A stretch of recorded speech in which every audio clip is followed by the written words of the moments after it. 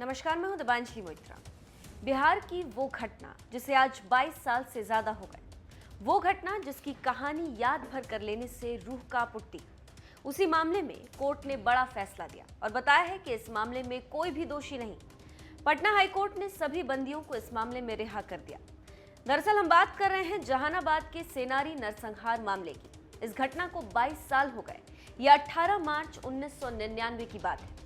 जहानाबाद के सेनारी में एक साथ 34 लोगों की गर्दन काट दी गई। ये सब इतना भयावह था कि सालों बाद भी उस घटना को याद करके लोग कांप जाते हैं।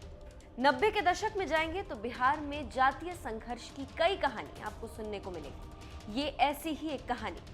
जहानाबाद के सेनारी गांव में सवर्ण और दलित जातियों में खूनी जंग चल रहा था। संपत्ति और जमीन की लड़ाई हर दिन खतरनाक रूप ले रही थी। दो पक्ष बिल्कुल आमने सामने आ गए थे।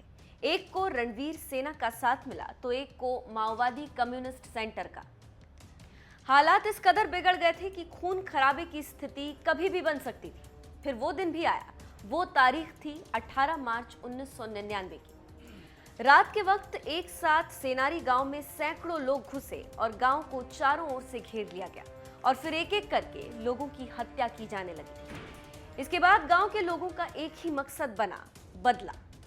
लोग शहरों से नौकरी छोड़कर गांव में जाने लगे, रहने लगे और सबके मन में प्रतिशोध की भावनाएं उमड़ रही थी। इससे पहले साल 1997 में जहानाबाद के ही लक्ष्मणपुर बाथे के शंकर बिगहा में 58 लोगों को मार दिया गया था, जिसके बाद बिहार की सरकार तक हिल गई थी।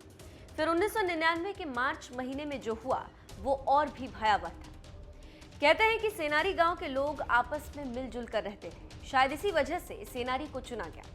इस घटना में खासकर भूमिहार जाति के लोगों को चुना गया था। लेकिन 22 साल बाद पटना हाईकोर्ट ने कहा है कि निचली अदालत से जो दोषी हैं उन सभी 13 लोगों को जेल से तुरंत रिहा किया जाए।